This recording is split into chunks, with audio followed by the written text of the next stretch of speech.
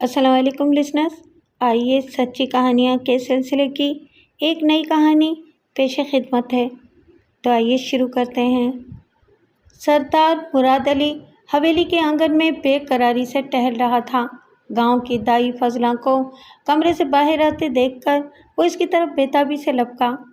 क्या बात है फजला, तुम घबराई हुई लग रही हो, खैरियत तो है ना? सरदार जी, हालात मेरे इख्तियार से बाहर हैं, सरदारनी को शहर ले जाना पड़ेगा।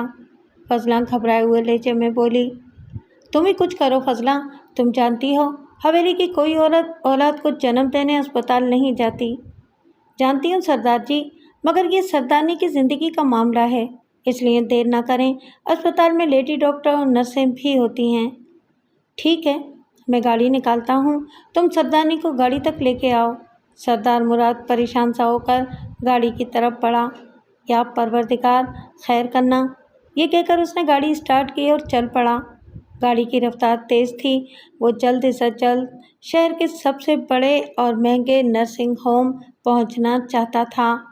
सरदार अली मुराद अली ने सकीना से पसंद की शादी की थी। दोनों एक जान दो कालिब थे, इसलिए सकीना इसे जान से बढ़कर अजीज़ थी। वो बहुत ही खुश थे कि इनकी मोहब्बत की तकमील होने वाली है। हवेली का वारिस इस दुनिया में आने वाला है, मगर इंसान तो फ़कत एक खिलौना है, इसकी चाबी कुदरत के पास है। शहर पहुंचने से पहले ही सकीना एक बेटी को जन्म देकर ज़िंदगी हार गई। सरदार मुराद इस रोज़ धाड़े मार मार कर रोया था। इसकी तो दुनिया ही उजड़ गई थी, मगर इसके आंसू सरदारनी को वापस न ला सके। सरदार मुराद ने सकीना की आखिरी निशानी को गले से लगाया तो वो एक बार फिर बेकाबू हो गया। वो बच्ची को बेताबाना अंदाज में चूमता भी था और रोता भी था। बच्ची का नाम नरगिस रखा गया। मुराद अली पिंड सरदारा का सबसे बड़ा जमींदार था, जो इसे बाप दादा से विरसे में मिली थी। गांव में इसकी बड़ी शानदार हवेली थी। मोहब्बत, अमन, इंसाफ और इंसानियत से मोहब्बत इस हवेली का विरसा था। मुराद अली अपने बाप दादा के नक्शे कदम पर चल रहा था, तभी तो इसने एक मामूली जमींदार की लड़की सकीना को अपनी ज़िंदगी का हमसफ़र बनाया था। वो एक दूसरे को पसंद भी करते थे। सकीना इस हवेली की बहू बनने से डरती थी। वो अक्सर सरदार मुराद से कहा करती थी, मुझे ऊंची हवेलियों और चौबारों से डर लगता है। मुझ जैसी गरीबों की आवाज़ें इसके दरो दीवार में दब जाती होंगी, इसलिए मुझे ऐसे ख्वाब मत दिखाओ सरदार मुराद। मुझे अपनी औकात में रहने दो और किसी सरदारनी से तुम शादी कर लो। सरदारनी तो मैं तुम्हें ही बनाऊंगा। हमारे मज़हब की रूह से सब इंसान बराबर हैं, इसलिए तुम वसवसों को दिल में जगह न दो। मैं साबित करूंगा कि ऊंची हवेलियों वाले भी बावफा, जानिसार और वादे के पक्के होते हैं। सकीना की बातें उसे याद आती तो वो बेखुद सा हो जाता और ज़िंदगी से बोझ लगने लगती। ऐसे ही नरगिस इसके तमाम गम और दुख भुला देती थी। अब नरगिस ही इसके जीने का आसरा थी और इसकी जान नरगिस में थी।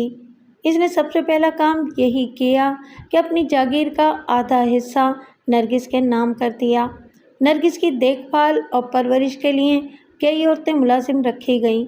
एक उस्तानी स्कूल का सबक देने और एक मौलवी साहब कुरान मजीद पढ़ाने हवेली आते थे। इसी अरसे में बहनों और अजीज़ों के इसरार पर सरदार मुराद अली ने दूसरी शादी कर ली। सफूरा इसकी बिरादरी की थी और सकीना के साथ मुराद अली की शादी से पहले वो भी मुराद को चाहती थी, मगर मुराद इस पर कम ही तवज्जो देता था। अब तो सफूरा हवाओं में उड़ती थी, मगर हवेली में हर मामले में फौकियत नरगिस को ही हासिल थी। मुराद अली ने सफूरा पर वाज़े कर दिया था कि नरगिस को इसे किसी भी चीज़ की कमी का एहसास नहीं होने देना है। सौतेलेपन के साए से उसे बचाना है।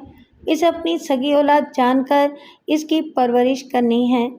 सफूरा ने मुराद अली की हाँ में हाँ मिलाई और वही कुछ किया जिसका हुक्म सरदार मुराद ने दिया था। जब नरगिस भी अपनी सौतेली माँ से मुतमईन और मसरून नज़र आने लगी तो सरदार मुराद के दिल में सफूरा के लिए भी जगह बन गई। वो इसका भी ख्याल रखता, मगर सकीना को वो फिर भी नहीं भूला था। बातों बातों में सकीना का जिक्र आ ही जाता, जो कि सफूरा को नागवार गुजरता। सफूरा को सकीना के नाम से चिढ़ थी, کیونکہ وہ اس دنیا میں نہ ہوتے ہوئے بھی اس کی سوکن تھی۔ وہ سکینہ اور نرگس دونوں سے نفرت کرتی تھی، مگر مراد علی کے سامنے اپنے دل کی بات کہنے کی اس میں جرأت نہ تھی، کیونکہ وہ جانتی تھی کہ سکینہ مرنے کے باوجود مراد علی کے دل سے نہیں نکلی ہے۔ جب صفورہ ایک بیٹے سلطان کی ماں بنی تو اس کی قدر و منزلت بڑھ گئی۔ سردار مراد علی کی خوشیوں کا ٹھکانہ نہ تھا۔ اس نے جی بھر کر خوشیاں منائیں، خیرات تقسیم کی گئی، صدقہ دیا گیا، غریبوں اور ناداروں کو اناج اور نقد رقم دی گئی۔ سلطان بھی مراد علی کی آنکھوں کا تارا تھا، اسے جائیداد کا وارث مل گیا تھا۔ نرگس اور سلطان دونوں مل کر کھیلتے، لڑتے اور جھگڑتے تو حویلی کی رونق دوبالا ہو جاتی۔ سلطان کی پیدائش کے بعد صفورہ نرگس کی طرف سے بے پرواہ ہو گئی۔ اب اس کی تمام تر توجہ کا مرکز صرف اور صرف سلطان تھا، کیونکہ وہ اس حویلی کا حقیقی وارث تھا۔ صفورہ کو معلوم تھا کہ سردار مراد اپنی آدھی جائیداد نرگس کے نام کر چکا ہے۔ سردار مراد کا یہ عمل صفورہ کو اچھا نہ لگا تھا، مگر اب اس فیصلے میں کسی قسم کی تبدیلی کی گنجائش ہی نہ تھی۔ ایک روز حویلی میں صفورہ اور مراد علی اکیلے بیٹھے تھے۔ نرگس مولوی صاحب سے قرآن مجید پڑھ رہی تھی، سلطان ان کے پاس ہی پلاسٹک کے بنے ہوئے گھوڑے سے کھیل رہا تھا۔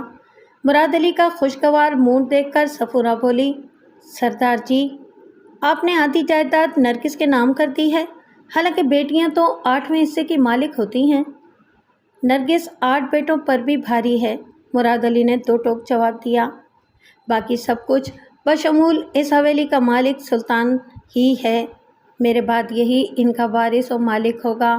یہ کہہ کر مراد علی اٹھ کر باہر نکل گیا۔ صفورہ کی بات نے اس کے اندر ایک آگ سی لگا دی تھی۔ وہ جان گیا کہ صفورہ نرگس سے حسد کرتی ہے اور اس کا سوتیلا پن سامنے آ گیا ہے۔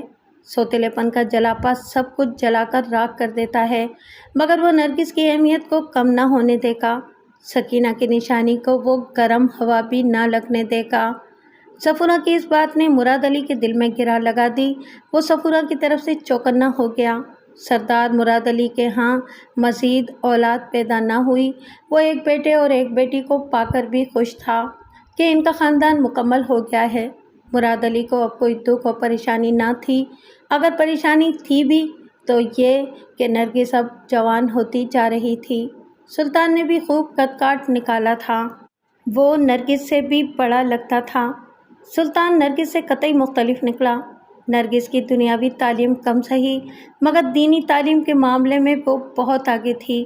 وہ نماز پابندی سے پڑھتی، صبح صبح قرآن مجید کی تلاوت کرتی، جبکہ سلطان نے مشکل سے نزدیکی اسکول سے 5 جماعتیں پاس کی تھیں۔ نماز وہ پڑھتا ہی نہ تھا، قرآن مجید بھی اس نے پورا نہ پڑھا تھا۔ اسے صرف گھوڑوں اور شکاری کتوں کا شوق تھا۔ اس نے حویلی میں کئی گھوڑے اور کتے پال رکھے تھے۔ وہ گھوڑے پر سوار ہو کر شکاری کتوں کے ہمراہ جنگل کی طرف نکل جاتا اور اپنے شوق کی تکمیل کرتا۔ اس نے لڑائی والے کتے بھی پال رکھے تھے۔ نرگس کو بھائی کے یہ شوق ایک آنکھ نہ بھاتے تھے۔ انہی باتوں پر دونوں بہن بھائی میں تکرار ہوتی رہتی تھی۔ سلطان کا رویہ سخت ہوتا تھا، جبکہ نرگس کے رویے میں لچک اور نرمی۔ نرگس سلطان کو سگا بھائی سمجھ کر بہت پیار کرتی تھی، اس کی ہر چھوٹی بڑی ضرورت کا خیال رکھتی۔ اس کے برعکس سلطان کو بہن کی کوئی پرواہ نہ تھی۔ وہ اتنا اکھڑ اور بے مہار ہو گیا کہ بہن کے جذبات کا بھی خیال نہ کرتا، ہر بات پر اس کو تضحیک کا نشانہ بناتا۔ اس کے من میں بھی یہی خلش تھی کہ اس کے باپ نے نرگس کو آدھی جائیداد کا مالک بنا کر اس کے ساتھ زیادتی کی ہے۔ ماں بیٹا آپس میں اس معاملے پر بات کرتے رہتے اور اندر ہی اندر گھلتے اور کڑتے تھے، مگر نرگس یا مراد علی کے سامنے یہ مسئلہ چھیڑنے کی ہمت نہ پاتے تھے، کیونکہ وہ جانتے تھے کہ سردار مراد علی نرگس کو سب سے بڑھ کر عزیز ہے۔ سلطان کا یارانہ پن ٹھاکراں کے ٹھاکر میرو کے خاندان سے تھا۔ ٹھاکر میرو بھی بہت بڑی جاگیر کا مالک تھا، مگر سردار مراد کی نسبت اس کی جائیداد کم تھی۔ علاقے میں ٹھاکروں کی جائیداد و سیاست اور بدمعاشی کی بڑی دھوم تھی۔ لوگ اس خاندان کے نام ہی سے خوف کھاتے تھے۔ اپنی عزت اور جان و مال کی حفاظت کی خاطر کوئی ان سے ٹکر ہی نہ لیتا تھا۔ اس وجہ سے ان کے حوصلے بلند تھے، کوئی ان کے سامنے آنکھ اٹھا کر بات نہ کرتا۔ ٹھاکر میرو سردار مراد علی سے مختلف تھا اور میرو اپنے علاقے کی یونین کونسل کا چیئرمین تھا، اور یہ سب کچھ ان کی بدمعاشی کی بدولت تھا۔ میرو شراب اور عورتوں کا رسیا تھا، کسی کی عزت کی اسے پرواہ ہی نہ تھی۔ اس کے بیٹے بھی باپ کے نقش قدم پر چل رہے تھے، جن میں سر فہرست ٹھاکر نواز تھا۔ نواز اور سلطان 5ویں کلاس تک اکٹھے پڑھے تھے، اور وہاں سے ہی ان کی دوستی شروع ہوئی تھی، جو اب جوان ہونے کے باوجود جاری تھی۔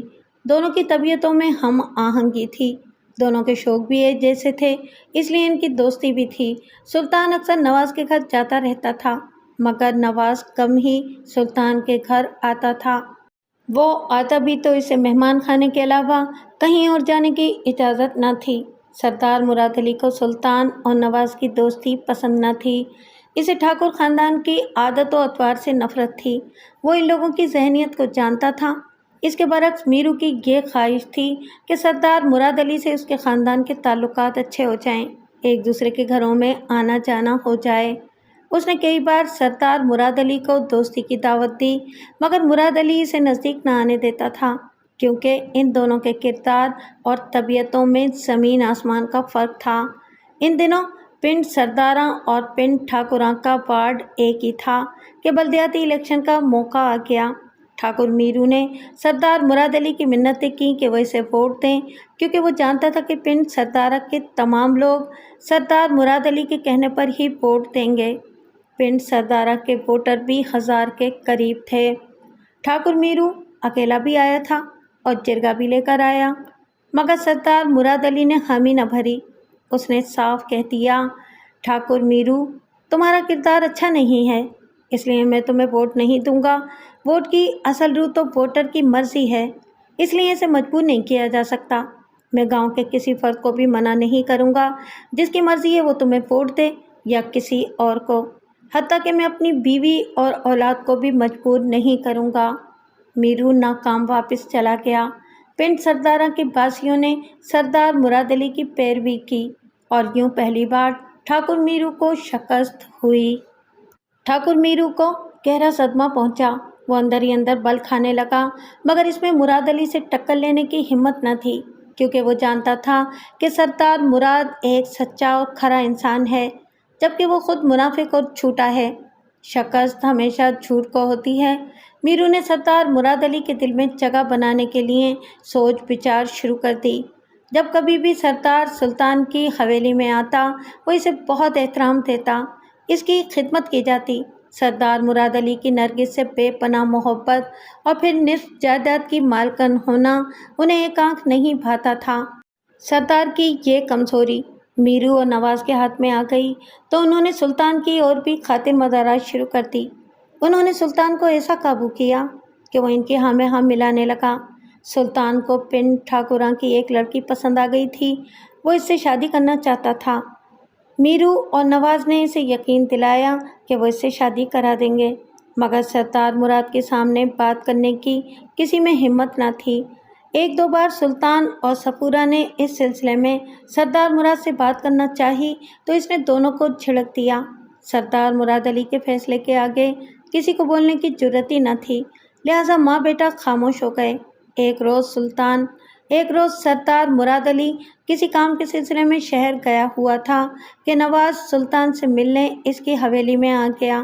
سلطان اسے مہمان خانے کی بجائے حویلی کے اندر لے آیا اور اس کی ملاقات اپنی ماں سے کرا دی۔ صفورہ نے اپنے بیٹے کے یار کی عزت کی، وہیں نواز نے نرگس کو دیکھا تو وہ اس کے من کو بھا گئی۔ وہ گاؤں واپس آیا تو اس نے نرگس کو حاصل کرنے کا فیصلہ کر لیا۔ اس نے اپنے باپ سے اس خواہش کا اظہار کیا، نواز، تو نے فیصلہ بہت اچھا کیا ہے۔ اگر تمہاری خواہش حقیقت میں بدل جائے تو ہماری 5 انگلیاں گھی میں ہوں گی، لیکن یہ بیل منڈے چڑھنی مشکل ہے۔ سردار مراد کے جیتے جی تو یہ نہیں ہوگا۔ سلطان اور اس کی ماں تو مان جائیں گے، نواز بولا، تو پھر ان سے بات کرو، اگر وہ راضی ہوئے تو ہم ان کے کندھے پر بندوق رکھ کر گولی چلائیں گے۔ ٹھاکر میرو مکارانہ انداز میں بولا۔ ایک روز جب سلطان اور نواز شکار کھیلنے کے بعد واپس آ رہے تھے تو نواز نے اپنے دل کی بات سلطان سے کہہ دی۔ اسے یہ ڈر تھا کہ کہیں سلطان برا نہ مان جائے، مگر سلطان نے یہ کہہ کر نواز کی ڈھارس بندھا دی، نواز، تم نے میرے دل کی بات کہی ہے، نرگس کی شادی تو ہم نے کرنی ہی ہے، وہ تمہاری حویلی میں آئے گی تو اس سے ہمارے وقار میں بھی اضافہ ہوگا۔ پر مجھے تمہارے باپ سے ڈر لگتا ہے، نواز نے خدشہ ظاہر کیا۔ تم اپنے بابا کو میرے بابا کے پاس بھیجو، میں اور امی پوری کوشش کریں گے۔ سلطان نے نواز کو خود ہی راہ دکھا دی۔ سلطان نے گھر آ کر اپنی ماں سے اس سلسلے میں بات کی تو اس نے بیٹے کی ہاں میں ہاں ملائی، اور وہ دونوں نرگس کو اس حویلی سے جلد از جلد نکالنا چاہتے تھے۔ ٹھاکر میرو کی زبان سے اپنی بیٹی کا نام سن کر سردار مراد بھڑک اٹھا۔ میرو، آئندہ اپنی زبان پر میری بیٹی کا نام بھی لائے تو بہت برا ہوگا۔ میں تمہاری اور تمہارے بیٹے کی حیثیت اور حقیقت جانتا ہوں، اور اس لیے خاموشی سے تم لوٹ جاؤ۔ ٹھاکر میرو ناکام لوٹ گیا، مگر نواز پھر بھی باز نہ آیا۔ وہ سلطان کے کان بھرتا رہا۔ صفورہ اور سلطان نے سردار مراد کے انکار پر برا منایا اور اسے کہنے لگے، نرگس کے لیے اس سے اچھا لڑکا نہیں ملے گا۔ وہ ہمارے پائے کے زمیندار ہیں، یوں ہماری پوزیشن علاقے میں اور بھی مضبوط ہوگی، نرگس بھی وہاں راج کرے گی۔ مگر سردار مراد نے ان کی رائے سے بھی اتفاق نہیں کیا تھا، مگر صفورہ اور سلطان کو کسی پل چین نہ تھا۔ وہ اٹھتے بیٹھتے سردار مراد کے ساتھ نرگس اور نواز کی شادی کی ہی بات کرتے، جبکہ نرگس خاموش تھی۔ اس نے سب کچھ اپنے باپ پر چھوڑ رکھا تھا، کیونکہ وہ جانتی تھی کہ اس کا باپ جو بھی قدم اٹھائے گا وہ اس کی بھلائی اور بہتری کے لیے ہی ہوگا۔ سردار مراد علی نے ابھی تک نرگس کے مستقبل کا فیصلہ ہی نہ کیا تھا۔ اس کی نظر میں کوئی معقول رشتہ نہ تھا، پھر بھی اس نے یہ فیصلہ کر رکھا تھا کہ نرگس کی شادی کسی غریب اور شریف لڑکے کے ساتھ کرے گا۔ ٹھاکروں کے بارے میں تو وہ سوچنا بھی گناہ سمجھتا تھا۔ وہ جانتا تھا کہ نواز کی والدہ سے نواز کے باپ کے ناجائز تعلقات شادی سے پہلے کے تھے۔ شادی کے 5 ماہ بعد ہی نواز پیدا ہو گیا تھا۔ میرو نے یہ کہہ کر لوگوں اور مخالفین کے منہ بند کروانے کی کوشش کی کہ ہم نے 6 مہینے پہلے ہی خفیہ طور پر شادی کر لی تھی، اور لوگ خوف کی وجہ سے خاموش ہو گئے۔ سردار مراد علی کو بھی اس حقیقت کا علم تھا کہ ان لوگوں کا کوئی دین مذہب نہیں، ان کو حلال اور حرام کی تمیز بھی نہیں۔ وہ ان لوگوں کے ساتھ میل جول رکھنا پسند نہ کرتا تھا۔ اس نے صفورہ اور سلطان کو بھی اس حقیقت سے آگاہ کیا تو انہوں نے اس طرف توجہ نہ دی۔ اتنی اہم بات انہوں نے ایک کان سے سن کر دوسرے کان سے نکال دی۔ ان کا اب بھی یہ موقف اور اصرار تھا کہ نواز جیسا بھی ہے، علاقے کا بااثر اور بڑا زمیندار ہے، وہاں بھی وہ ایسے ہی عیش کرے گی، بلکہ راج کرے گی جیسے باپ کے گھر کر رہی ہے۔ سردار مراد علی کا معمول تھا کہ وہ صبح کی نماز مسجد میں باجماعت پڑھنے کے بعد کھیتوں کی طرف نکل جاتا تھا۔ وہ صرف مزاروں پر ہی بھروسہ نہ کرتا، بلکہ اپنے ہاتھوں سے بھی کام کرتا تھا۔ وہ اپنے آپ کو مصروف رکھتا تھا، یہی وجہ تھی کہ اس کی صحت شاندار تھی۔ اس روز بھی وہ حسب معمول اندھیرے میں کھیتوں کی طرف نکل گیا۔ اس رات سلطان اپنے دوستوں کے ساتھ کہیں گیا تھا اور رات کو گھر واپس نہیں آیا تھا۔ صفورہ اور نرگس دونوں ہی پریشان تھیں۔ مراد علی کھیتوں میں زندہ سلامت گیا تھا، مگر واپسی پر اس کی لاش حویلی میں لائی گئی تھی۔ کسی ظالم نے گولیوں سے اس کا سینہ چھلنی کر ڈالا تھا۔ پنڈ سردارہ میں کوہرام بپا ہو گیا، وہاں کے ہر گھر میں صف ماتم بچھ گئی۔ نرگس کی آہیں اور بین آسمان کو چھونے لگے، اسے اپنی خبر ہی نہ رہی۔ وہ ہر سود و زیاں سے بیگانی ہو گئی۔ کئی دن گزر گئے، اسے اپنا ہوش نہ تھا۔ اس کا باپ اس کے لیے ایک سائبان تھا، اب وہ نہ رہا تو لگتا تھا کہ جیسے سب کچھ بدل گیا ہے۔ اب وہی حویلی تھی، وہی گھر کے افراد تھے، مگر وہ چاقت اور خلوص ان کا تھے جو سردار مراد علی کی زندگی کا خاصہ تھا۔ وہ جو خون کے رشتے تھے وہ بھی بدل گئے تھے۔ اس کا باپ تو اس کے لیے ایک پہاڑ تھا، ایک مضبوط قلعہ جس کے اندر وہ اپنے آپ کو ہر غم، ہر دکھ اور سرد و گرم ہواؤں سے محفوظ سمجھتی تھی۔ سردار مراد علی نواز کے ساتھ شادی کے معاملے میں ایک عبور نہ ہونے والی دیوار تھا، مگر اب وہ دیوار گر گئی تھی، پہاڑ ریزہ ریزہ ہو گیا تھا۔ اس کی سوتیلی ماں اور بھائی کو تو اب آزادی، خود مختاری کے ساتھ حکومت بھی مل گئی تھی۔ انہوں نے سردار مراد علی کا 40واں ہونے کے 2 دن بعد ہی نرگس کی شادی نواز سے کر دی۔ انہوں نے نرگس کے غموں کا احساس ہی نہ کیا، وہ تو ابھی باپ کی جدائی کے غم کو بھی بھول نہ پائی تھی کہ اسے دکھوں کی ایک اور بھٹی میں جھونک دیا گیا۔ شادی بیاہ تو دل کی راحت اور ذہنی خوشی سے مربوط ہوتے ہیں۔ نرگس کا من تو حزن و ملال سے عبارت تھا۔ باپ کی بے وقت جدائی اس کے احساسات پر یوں محیط تھی کہ اس کی آشنائی ایک معمولی سی راحت تک بھی نہ تھی۔ کتنی بدقسمت تھی نرگس کہ اپنی حویلی میں راج کرتی تھی۔ اس کا باپ اس کے ناز اٹھاتا تھا، اس کی خواہش منٹوں میں پوری کرتا تھا، اس کی ذرا سی تکلیف پر تڑپ اٹھتا، مگر قسمت نے ایسا پلٹا کھایا کہ اب وہ جیتے جی ایک جہنم میں آ گئی تھی۔ سلطان نے اپنے باپ کے قتل کی رپورٹ تھانے میں درج کرائی تھی، مگر اس نے کسی پر شک کا اظہار نہ کیا تھا۔ گاؤں کے لوگ سردار مراد علی کے قتل کو معمولی بات نہ سمجھتے تھے۔ انہیں ٹھاکروں پر شک تھا کہ ایسا گھناؤنا قدم وہی اٹھا سکتے ہیں۔ سردار مراد کی کسی کے ساتھ دشمنی نہ تھی، وہ تو امن اور نیکی کی علامت تھا۔ وہ ٹھاکروں کے غلط کاموں کی راہ میں دیوار تھا، اس لیے شک کی تمام کڑیاں ان کی طرف جا کر ملتی تھیں، مگر سردار مراد کا اپنا بیٹا ٹھاکروں کا نام لینے کی بھی اجازت نہ دیتا تھا۔ یوں سلطان کی عدم دلچسپی کے باعث سردار مراد کے قتل کا کیس تھانے کی فائلوں میں دب کر رہ گیا، مگر نرگس کو تو ایک پل بھی چین نہ تھا۔ تقدیر نے اس کے ساتھ بھیانک مذاق کیا تھا۔ باپ کی شفقت چھن جانے کے بعد وہ ان لوگوں میں آ گئی تھی جن کو انسان کہنا بھی انسانیت کی توہین تھی۔ وہ اس کی زندگی کی یادگار سہاگ رات تھی۔ اس نے حالات سے سمجھوتا کرنے کی ٹھان لی تھی کیونکہ وہ مشرقی لڑکی تھی۔ وفاداری کا درس ورثے میں ملا تھا۔ اس نے عہد کر لیا کہ نواز جیسا بھی ہے اس کا مجازی خدا ہے، وہ اس کے ساتھ ہر حال میں نبھا اور وفا کرے گی۔ وہ اپنی محبت اور چاہت سے نواز کو راہ راست پر لے آئے گی۔ ادھر ٹھاکر میرو اور نواز کی خوشیوں کا کوئی ٹھکانہ ہی نہ تھا۔ انہوں نے جو چاہا تھا وہ ہو گیا تھا۔ ان کے شملے اونچے ہو گئے تھے کہ وہ پنڈ سرداراں کے سردار کی بیٹی کو بہو بنا کے لے آئے ہیں۔ حویلی میں جشن کا سماں تھا۔ رات دیر گئی تک ناچنے اور گانے والے اپنے کرتب اور فن دکھا کر دولت بٹورتے رہے۔ نواز نے جب اجلائے عروسی میں قدم رکھا تو نرگس شرم سے سکڑ گئی۔ نواز نے آگے بڑھ کر نرگس کا زرتار گھونگھٹ ایک جھٹکے سے اتار کر دور پھینک دیا۔ نرگس کو اس سے یہی امید تھی، مگر اسے یہ معلوم نہیں تھا کہ اس کا شوہر اس کے ہوتے ہوئے بھی شراب کے نشے میں لڑکھڑاتا ہوا آئے گا۔ نرگس نے کوئی بھی مزاحمت نہ کی اور اپنے آپ کو تقدیر کے رحم و کرم پر چھوڑ دیا۔ شاید اس کے مقدر میں یہی لکھا تھا۔ نواز جب بھی رات دیر گئے اس کے کمرے میں آتا، وہ نشے میں لڑکھڑاتا ہوا ہی آتا۔ نرگس پھر بھی اس کی منتظر ہوتی۔ یوں ہی دن، ہفتے، مہینے اور سال گزرنے لگے۔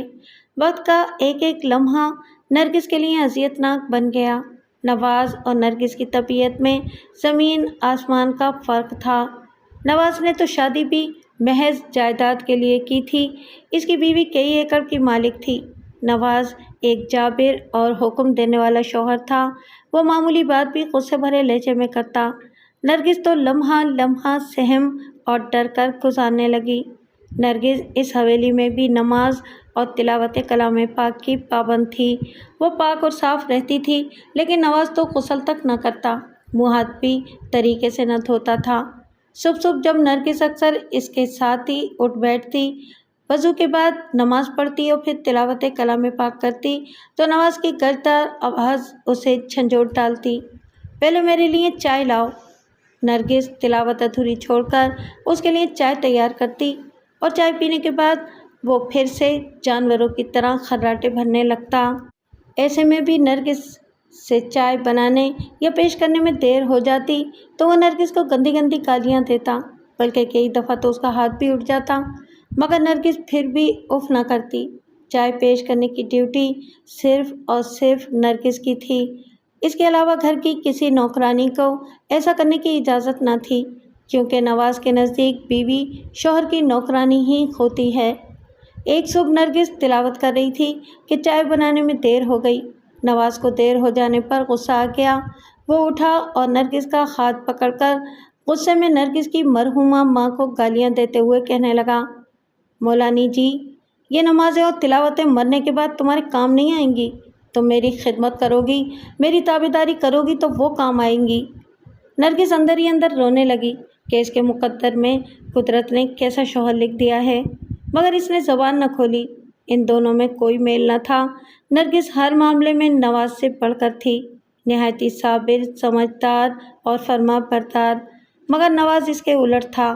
نرگس نے ماں اور بھائی سے نواز کے وحشیانہ رویے کا تذکرہ کیا تو انہوں نے الٹا نرگس کو ہی ڈانٹا کہ تمہیں ہر صورت میں نباہ کرنا ہوگا، اس حویلی پر اب تمہارا کوئی حق نہیں رہا، تم ہر بات کو اپنی حویلی تک محدود رکھو، وہاں کی باتیں یہاں نہ سناؤ۔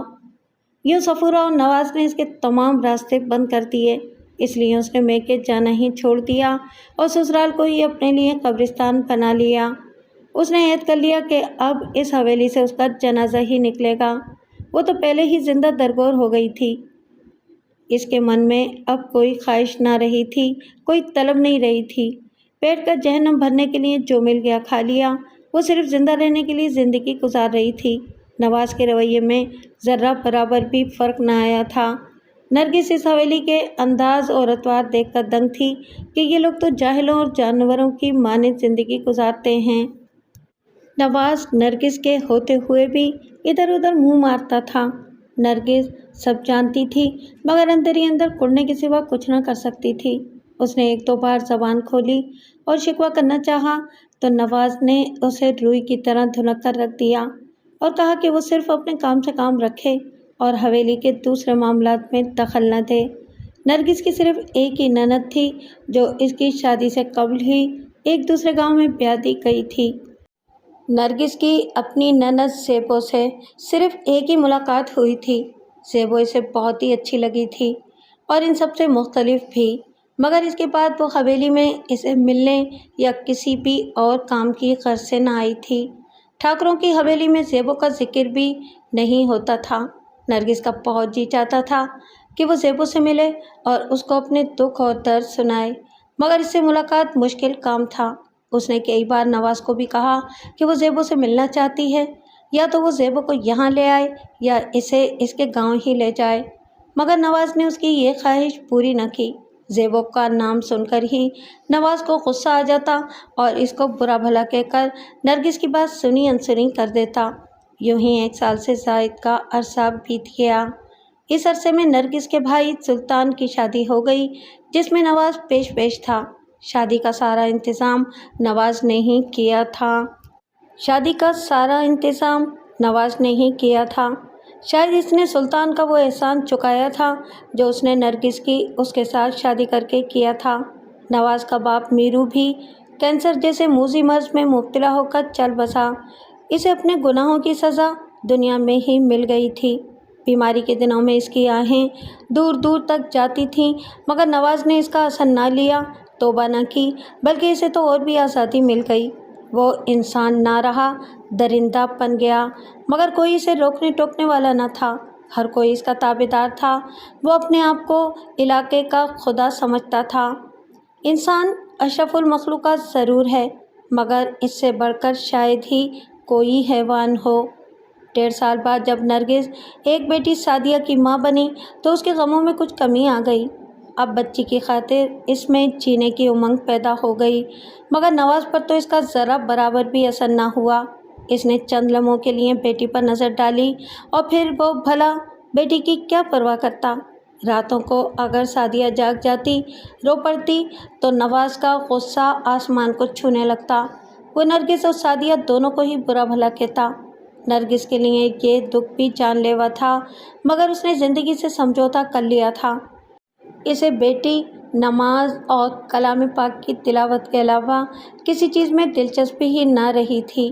سعدیہ 2 سال کی ہوئی تو ٹھاکروں کی حویلی میں نے جنم لیا۔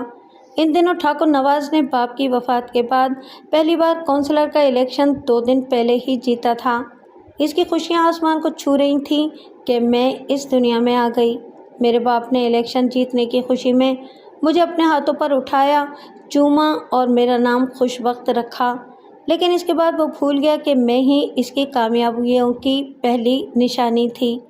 اس خوشی کے موقع پر اس نے میری ماں کو نہ جانے کیا سبز باغ دکھائے، نہ جانے اسے کیسے رام کیا، کہ میری ماں نے اپنی جائیداد کا کافی حصہ میرے باپ اور ہم دونوں بہنوں کے نام کر دیا۔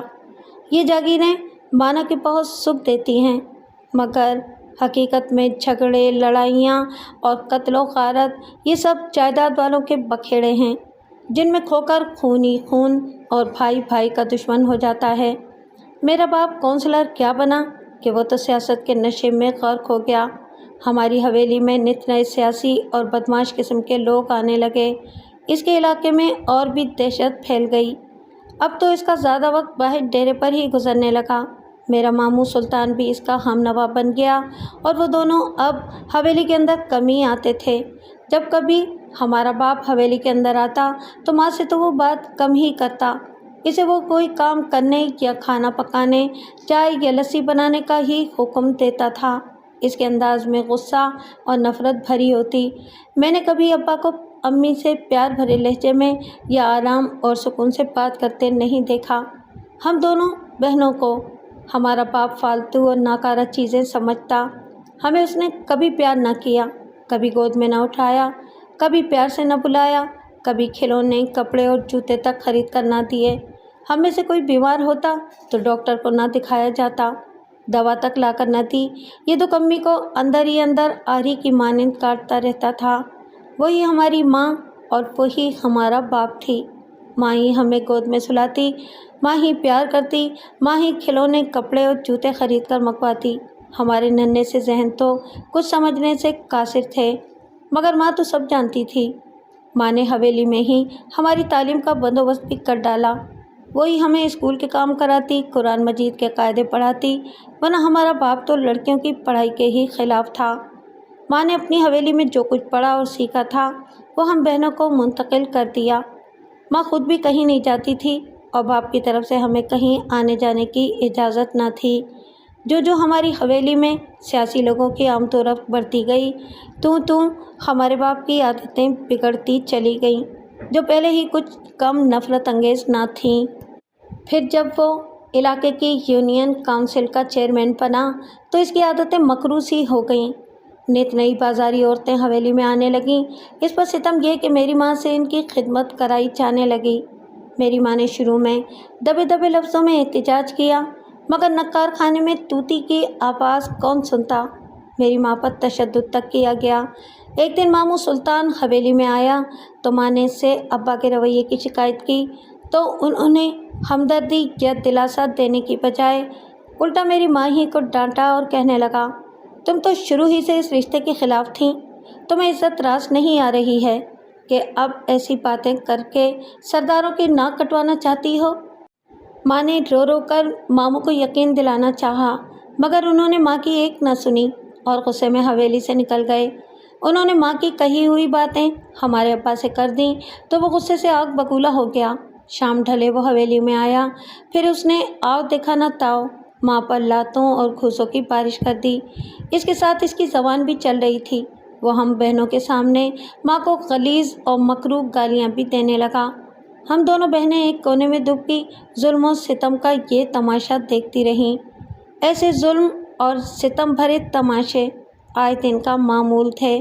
ہمارا باپ علاقے اور حکومت کی نظروں میں بڑے کام اور پائے کا آدمی تھا۔ اس کی شہرت ہر طرف تھی، لیکن اس کے ساتھ ساتھ ہماری حویلی برائیوں کا گڑھ بن چکی تھی۔ ٹھاکر نواز کو کوئی روک ٹوک کرنے والا نہ تھا۔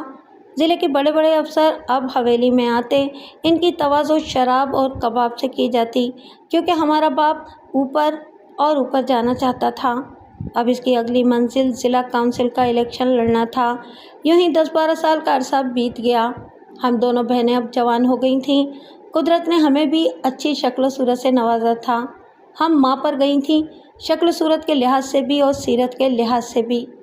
یہ انسان اور عورت کے لیے قدرت کی عطا ہوتی ہے، اور انسان اس کی ہی عطا پر بعض اوقات ناز کرتا ہے، اور وہ یہ بھول جاتا ہے کہ انسان سے شیطان بن کر انسان پر قیامتیں ڈھاتا ہے، جو انسانوں کو جیتے جی مار ڈالتی ہیں۔ کئی دنوں سے ضلع کونسل کے الیکشن کا شور تھا۔ ہمارا باپ بھی اس الیکشن میں امیدوار تھا اور حکومت کی نظروں میں بڑے کام اور پائے کا آدمی تھا۔ اس کی شہرت ہر طرف تھی، لیکن اس کے ساتھ ساتھ ہماری حویلی बुराइयों का गढ़ बन चुकी थी। ठाकुर नवाज़ को कोई रोक टोक करने वाला न था। ज़िले के बड़े बड़े अफसर अब हवेली में आते, इनकी तवाज़ो शराब और कबाब से की जाती, क्योंकि हमारा बाप ऊपर और ऊपर जाना चाहता था। अब इसकी अगली मंजिल ज़िला काउंसिल का इलेक्शन लड़ना था। यूँ ही 10-12 साल का अरसा बीत गया। हम दोनों बहनें अब जवान हो गई थीं। कुदरत ने हमें भी अच्छी शक्ल सूरत से नवाजा था। हम माँ पर गई थीं, शक्ल सूरत के लिहाज से भी और सीरत के लिहाज से भी। कई दिनों से ज़िला काउंसिल के इलेक्शन का शोर था। हमारा बाप भी इस इलेक्शन में उम्मीदवार था। अब उसका हल्का बड़ा था और मुकाबला भी एक मजबूत उम्मीदवार से था। मुखालिफ लोग भी बदमाशी में अपना सानी न रखते थे। पिंड सरदारा के लोग ठाकुर नवाज़ के खिलाफ थे। उन्होंने ऐलान कर रखा था कि पूरा गांव नवाज़ को वोट नहीं देगा, क्योंकि वो सरदार मुराद अली मेरे नाना की मौत का गम अभी तक न भूले थे। मेरे बाप ने मेरी माँ को ये मिशन सौंपा कि उसने पिंड सरदारा के तमाम वोट इसे लेकर देने हैं। माँ ने टाल मटोल की तो इसे गालियों से नवाजने के साथ ये धमकी दी कि अगर उसने अपने बाप के गांव से वोट न दिलाए तो वो इसको तलाक देकर हवेली से निकाल देगा। माँ ने मजबूरन हामी भर ली। जब मेरी माँ ने पिंड सरदारा के बासियों से वोट मांगे तो वो इनकार न कर सके। उन्होंने साफ साफ कह दिया, सरदारनीए, हम तुम्हारे मुंह की खातिर वोट दे रहे हैं। मेरे बाप को फतह नसीब हुई और इस खुशी में हमारी हवेली में एक बार फिर जश्न का समा पैदा हुआ। बजाय अल्लाह ताला का शुक्र अदा करने के सारी रात रक्स व सुरूद की महफिल जारी रही। हम माँ बेटियों को इस जीत की कोई खुशी न थी। हमारी ज़िंदगी में तो एक ही मौसम आकर ठहर गया था और वो था ख़िज़ां का मौसम। हमारे बाप ने इस पर ही इक्तफा न किया। वो ज़िला काउंसिल के चेयरमैन का भी उम्मीदवार बन गया। अब तो बड़े बड़े सियासी लोगों की आमदोरफ्त शुरू हो गई। लेन देन और जोड़ तोड़ का सिलसिला शुरू हो गया। हमारे बाप ने शहर में भी एक खूबसूरत कोठी तामीर करवा ली। गाड़ियों की तादाद 2 से बढ़कर 4 हो गई। इसे हुकूमत की हिमायत भी हासिल थी, इसलिए वो ज़िला काउंसिल का चेयरमैन भी बन गया। कुदरत ने इसे और ढील दे दी, इसे एक और आजमाइश में डाल दिया। ये कामयाबियाँ इंसान के लिए एक आजमाइश ही तो होती हैं, मगर वो ताकत और इक़्तिदार के नशे में ये सब भूल जाता है। अब उसने MPA बनने का ख्वाब देखना शुरू कर दिया था। नरगिस, सादिया, खुशवक्त, वो हम तीनों को आवाज़ें देता हुआ हवेली के अंदर दाखिल हुआ तो हम इसकी तरफ मुतवज्जा हो गईं। तुमको मुबारक हो, मैं ज़िला काउंसिल का चेयरमैन बन गया हूँ। खुशियाँ इसके अंग अंग से फूट रही थीं। कल हम सब शहर चलेंगे और खूब शॉपिंग करेंगे। हम तीनों को बाप की इस पेशकश का यकीन न आया, क्योंकि सूरज मगरिब से तुलू नहीं हो सकता, मगर ये हकीकत थी। नरगिस, तुम और बच्चियाँ कल तैयार रहना। हमारे बाप ने दोबारा ये अल्फाज कहे। मैं तो नहीं जाऊंगी, सादिया और खुशबख्त तैयार रहना। बाप ने माँ के जाने पर इसरार भी न किया। इस रात मारे खुशी के हम दोनों बहनों को नींद ही ना आई। बाप के रवैये की तब्दीली ने हमारे अंदर सैरो खून बढ़ा दिया। हम अपनी अपनी पसंद की चीज़ों की फहरिस्त बनाती रहीं, जिसमें माँ के इस्तेमाल की चीज़ें भी थीं। लैंड क्रूज़र में बैठकर हमें बहुत मज़ा आ रहा था। 3 घंटे की मुसाफत के बाद हम शहर पहुंच गईं। हम पहले अपनी कोठी में गए। इतनी बड़ी और शानदार कोठी और उसके अंदर की सजावट देखकर हम हैरान रह गए। हमारे लिए अलग-अलग कमरे थे। हर कमरा एयर कंडीशन था। सोफ़ा सेट, कालीन सब के सब कीमती थे। गर्मियों के दिन थे, इसलिए एयर कंडीशन की ठंडक ने हमें इतना सुकून दिया कि सादिया कहने लगी, अब हम यहाँ ही रहेंगे। मैंने भी इसकी हाँ में हाँ मिलाई और कहा, मैं अब्बू से कहूँगी कि अम्मी को भी यहाँ ही ले आएँ। अब हम शहर में ही रहेंगे। अभी हम ये बातें कर ही रही थीं कि अब्बू ने हमें बाज़ार चलने को कहा। हम तीनों के अलावा एक ड्राइवर हमारे हमरा था। अब्बू ने हमें जी भर कर ख़रीदारी कराई। हम जो चीज़ें भी पसंद करते अब्बू हमें ख़रीद देते। अम्मी के लिए भी वो सब कुछ ख़रीदा गया जो उन्होंने कहा था। इसके अलावा सब कुछ भी जो हमने अपनी मर्ज़ी से पसंद किया, हत्ता कि मेकअप का सामान भी ख़रीद लिया गया। कपड़ों, सिले और अनसिले सूट ख़रीदे गए। आखिर में अब्बू ने हमें अपनी मर्ज़ी से उरूसी नाप का एक नहायती कीमती सूट ख़रीद कर दिया। हम शाम ढले बाज़ार से वापस आए। अब्बा जान के बेहद इसरार पर हमने वो सूट पहनकर इन्हें दिखाए। انہوں نے اپنی مرضی سے خریدے تھے۔ میری بیٹیاں دلہنیں بن گئی ہیں۔ ابا جان نے ہماری تعریف کی تو ہم شرما گئے۔ رات کا کھانا کھانے کے بعد ہم نے سونے کی تیاری کر لی۔ ابا جان کسی پارٹی ممبر سے ملنے چلے گئے تھے۔ کوٹھی پر ملازم موجود تھے، اس لیے ہمیں کوئی ڈر اور خوف نہ تھا۔ سونے سے پہلے ہم نے جوس کا ایک گلاس پیا تھا جو ایک ملازم لے کر ہمارے کمرے میں آیا تھا۔ جوس پینے کے تھوڑی دیر بعد ہم نیند کی آغوش میں چلے گئے۔ ہمیں نہیں معلوم کہ ہمارا باپ کب واپس آیا تھا۔ کاش ہماری زندگی میں وہ رات نہ آئی ہوتی، یا پھر اس رات کے بعد صبح نہ ہوئی ہوتی۔ اس رات نہ زمین پھٹی، نہ آسمان ٹوٹا اور نہ قیامت آئی، صرف ہوا کی بیٹیاں لٹ گئیں۔ اس جوس میں کوئی نشہ آور چیز ملائی گئی تھی۔ ہمارے باپ کا کمرہ ہمارے کمرے کے ساتھ ہی تھا اور دونوں کے درمیان ایک دروازہ تھا جو کھلا ہوا تھا۔ ہمیں تو خبر ہی نہیں کہ اس رات باپ کی بجائے ایک وزیر اس کمرے میں ٹھہرا تھا جس نے باری باری سے ہم دونوں کو برباد کر ڈالا۔ ہم دونوں بہنیں ایک دوسرے کے گلے مل کر دھاڑیں مار مار کر اپنی بربادی اور بدقسمتی کا ماتم کرنے لگیں تو وہ اندر آ گیا، وہی جسے باپ کہتے ہوئے بھی شرمندگی ہوتی ہے۔ خاموش ہو جاؤ، اگر تم میں سے کسی کی آواز بھی حلق سے باہر نکلی تو مار مار کر کیموں بنا ڈالوں گا۔ اس کے لہجے میں درندوں جیسی صفاقی تھی، لگتا تھا وہ ہمیں مار ہی ڈالے گا۔ اس کے چہرے پر کسی قسم کی شرمندگی اور ندامت نہ تھی۔ کچھ ہی دیر بعد ہم گاڑی میں بیٹھے اپنے لاشیں اٹھائے گاؤں کی طرف جا رہے تھے۔ ہمارے ہونٹوں پر چپ اور جبر کے تالے پڑے تھے، آنکھیں بے نور تھیں۔ اس نے ہمیں حویلی کے گیٹ پر اتارا اور گاڑی آگے ڈیرے کی طرف بڑھ گئی۔ دوڑتی اور روتی ہوئی ہم ماں تک پہنچی تو ماں نے ہمیں سینے سے لگا لیا۔ ہم دونوں کی چیخیں حویلی میں گونجنے لگیں۔ ماں بھی اس اچانک افتاد سے گھبرا گئی۔ اس کی سمجھ میں کچھ نہیں آ رہا تھا کہ ہم پر کون سی قیامت ٹوٹ پڑی ہے۔ کیوں؟ کیا ہوا میری بچیوں؟ تمہارا باپ تو ٹھیک ہے نا؟ ماں نے گھبراہٹ کے عالم میں پوچھا۔ ہم نے اس قدر غم انگیز اور مجروح نظروں سے ماں کی طرف دیکھا کہ وہ لرزنے لگی۔ ہاں ہاں کہو نا بیٹا، ماں نے ہمیں دلاسا دینا چاہا۔ ماں سچ سچ بتانا، سعدیہ روتے ہوئے بولی۔ کیا نواز ہمارا سگا باپ ہے؟ سعدیہ کے لہجے کی شکستگی دیکھ کر ماں سانس تک لینا بھول گئی اور حیرانی سے ہمیں دیکھنے لگی۔ ہاں ہاں، ماں نے ٹوٹے ہوئے لہجے میں کہا۔ نہیں، قطعاً نہیں، میں بھی بول پڑی۔ یہ شخص ہمارا باپ نہیں ہو سکتا۔ کوئی شریف باپ اپنے ہاتھوں سے اپنی بیٹیوں کی آبرو پامال نہیں کروا سکتا۔ اس کے بعد ہم دونوں بہنوں کے صبر کی حد ختم ہو گئی اور ہم دیواروں سے سر ٹکرانے لگے۔ سعدیہ نے تمام تفصیل روتے ہوئے ماں کو بتا دی۔ ماں نے یقین کر لیا کہ اس کا خون جھوٹا نہیں ہو سکتا۔ اس نے ہی تو ہماری تربیت کی تھی۔ وہ جانتی تھی کہ اس کی بیٹیاں مریم کی طرح مقدس ہیں، مگر اب تو ان کا تقدس پامال ہو گیا تھا اور یہ تقدس خود اس کے باپ نے برباد کر دیا تھا۔ اے خدا، اے خدا، ماں چیخ پڑی تھی۔ تو قیامت کیوں برپا نہیں کرتا؟ تو کہاں ہے؟ تو کہاں ہے؟ ہماری آہوزاری جاری تھی کہ وہ شیطان، جسے باپ کہنا بھی گناہ ہے، حویلی کے اندر داخل ہوا۔ اس نے حویلی کے بڑے گیٹ کی کنڈی لگا کر اسے تالا لگا دیا اور بڑے فاتحانہ انداز سے ہماری طرف بڑھنے لگا۔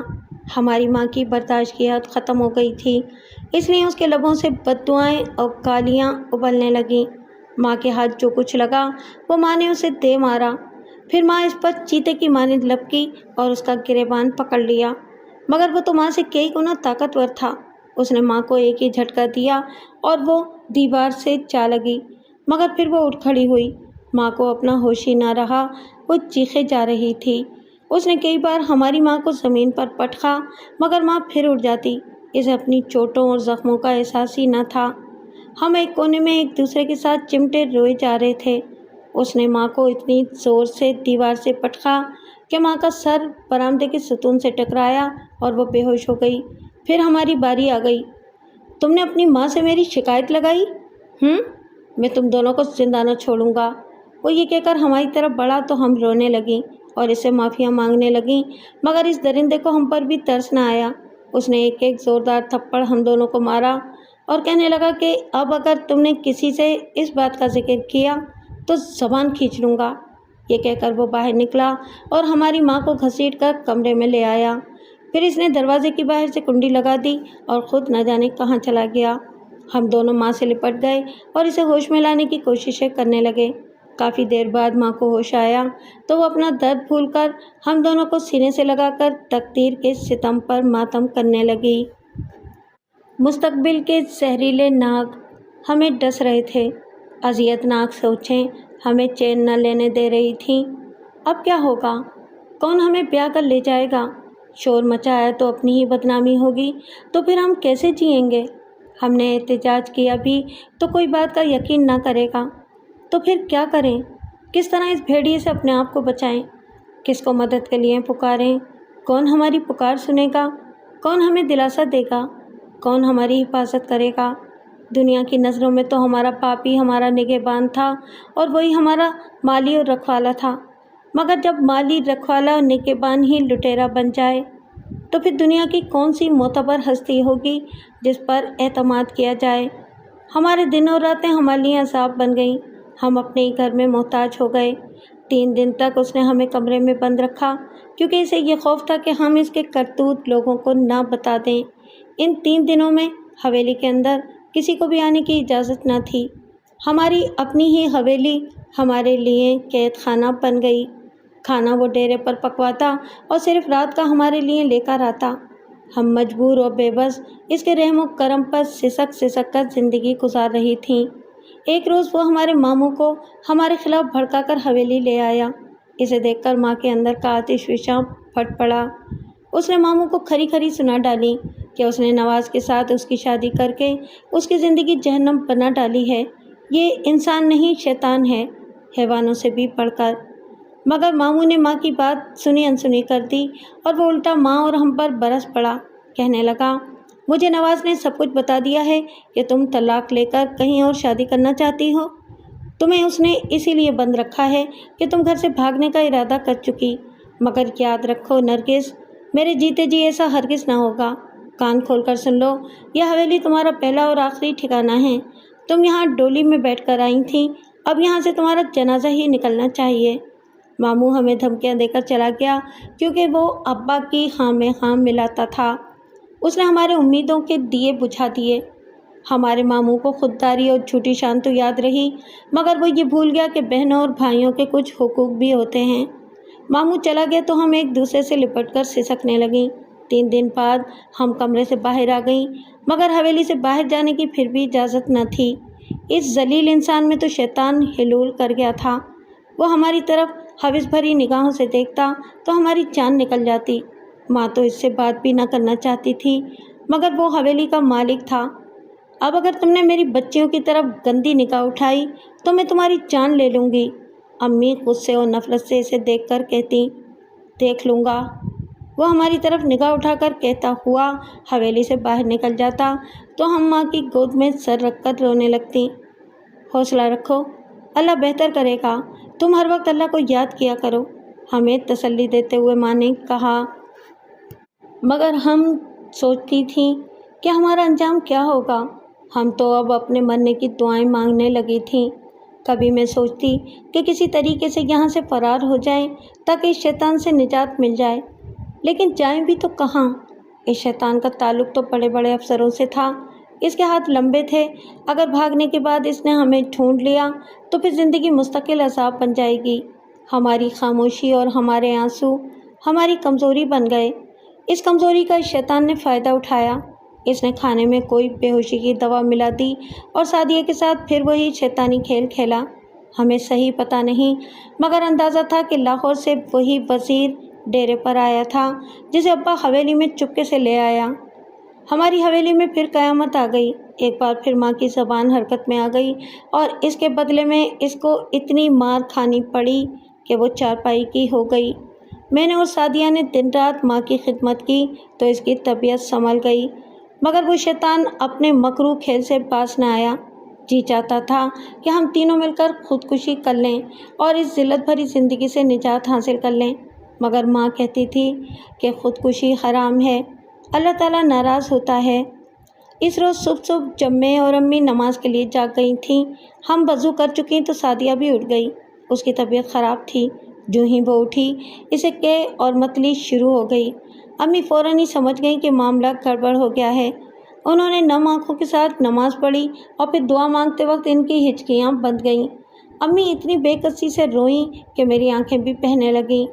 انہوں نے نواز نامی شیطان کو بد دعائیں بھی دیں مگر اس کا بال بھی بیکا نہ ہوا۔ سعدیہ بھی جان گئی۔ سعدیہ کی حالت دیکھ کر میری حالت بھی غیر ہو گئی۔ اس رات وہ شیطان گھر پر نہ تھا۔ وہ کسی سرکاری میٹنگ کے سلسلے میں شہر گیا ہوا تھا۔ 2 دن بعد آنا تھا۔ اسے پرواہ ہی نہ تھی کہ اس نے ایک باپ ہو کر کیا ستم ڈھایا ہے۔ سارا دن بے تابی اور بے قراری سے گزرا اور پھر رات آ گئی۔ سعدیہ جان گئی کہ اس کی رسوائی اس کی ماں اور بہن کو بھی بدنام کر ڈالے گی۔ زمانے کو حقیقت سے کوئی غرض نہ ہوگی، وہ تو ظاہری احوال دیکھیں گے۔ اس رات سعدیہ نے ماں کا کہنا نہ مانا۔ اس نے سنڈی مارنے والی دوا پی کر زندگی سے ناطہ توڑ لیا۔ اس نے تمام دکھوں سے نجات پا لی۔ حویلی میں کوہرام مچ گیا۔ میرا اور امی کا رو رو کر برا حال تھا۔ وہ شیطان بھی لوٹ آیا تھا مگر اس کے کان پر جوں تک نہ رینگی۔ میری پھوپھی زیبو بھی سعدیہ کی وفات کا سن کر آ گئی تھی۔ وہ 3 راتیں اور دن ہمارے گھر رہی۔ وہ مجھے اور امی کو دلاسا دیتی مگر چین اور قرار کس کو تھا۔ پھوپھی نے جب امی سے سعدیہ کی موت کے بارے میں پوچھا کہ اسے کیا ہوا تھا، کیا بیماری تھی، تو امی سے نہ رہا گیا۔ انہوں نے اپنے من کا بوجھ ہلکا کرنے کے لیے اس شیطان کے مکروہ کرتوتوں سے پھوپھی کو آگاہ کر دیا۔ پھوپھی زیبو یہ سب کچھ سن کر ششدر رہ گئی۔ کہنے لگیں، وہ ذلیل اور کمینہ اتنا گر جائے گا کہ اپنی بیٹیوں کی عزت بھی پامال کر دے گا۔ وہ خود ہی حرام کی پیداوار ہے، اس میں شرم اور حیا نام کی کوئی چیز نہیں ہے۔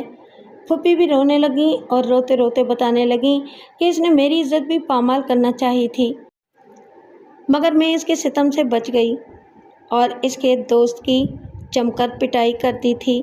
یہی وجہ ہے کہ میں اس حویلی میں شادی کے بعد سے نہیں آئی اور نہ ہی میں اس کی شکل دیکھنا چاہتی ہوں اور نہ ہی اس سے کوئی بات کرتی ہوں۔ میں نے اس کا سماجی بائیکاٹ کر رکھا ہے۔ وہ میری نظروں میں مجرم ہے، اس لیے مجھ سے آنکھ ملا کر بات نہیں کرتا۔ میں یہ سمجھی تھی کہ اس کو پچھتاوے کا احساس مار ڈالے گا اور وہ سدھر جائے گا۔ لوگ تو شیطان سے پناہ مانگتے ہیں مگر میں تو اس جیسے انسان سے پناہ مانگنے لگی ہوں۔ خود باغبانی اپنا گلشن اچھاڑ دے، سگا باپ سگی بیٹیوں کا یہ حشر کر دے۔ الامان الحفیظ۔ بھابھی، مجھے تمہاری اور تمہاری بیٹیوں کے مقدر پر رونا آ رہا ہے کیونکہ یہ میرا بھی تو خون ہے، مگر اب شرعی لحاظ سے تم آزاد ہو۔ خوش بخت کی زندگی اور آبرو کی خاطر تم دونوں اس حویلی سے فرار ہو جاؤ۔ مگر یہ کیسے ممکن ہے؟ ہم کہاں جائیں؟ امی نے بےتابی سے پوچھا۔ اس کا سارا بندوبست میں کروں گی، پھوپھی نے ہمیں تسلی دیتے ہوئے کہا۔ صوبائی اور قومی اسمبلیوں کے الیکشن ہو رہے ہیں، اس دوران بڑے بڑے جلسے ہوں گے۔ یہ راتیں بھی باہر گزارے گا۔ میں کسی رات تم دونوں کو فرار کرا دوں گی۔ تم بے فکر ہو جاؤ اور انتظار کرو۔ پھوپھی زیبو ہمارے غم ہلکے کر کے چلی گئیں۔ سعدیہ کو ہم ایک پل کے لیے نہ بھول پائی تھیں۔ امی اور میں اس جدائی میں آنسو بہاتے رہتے۔ امی دعا مانگا کرتی تھیں، اے پروردگار تو سعدیہ کو بخش دے اور ایسی ذلت کسی دشمن کو بھی نہ دینا۔ وہ الیکشن کے دن تھے۔ وہ شیطان واقعی صوبائی اسمبلی کے الیکشن میں حصہ لے رہا تھا۔ اسے ایک بڑی پارٹی نے ٹکٹ دیا تھا اور اس کی حمایت بھی اسے حاصل تھی مگر مخالف جماعت کا امیدوار بھی کمزور نہ تھا۔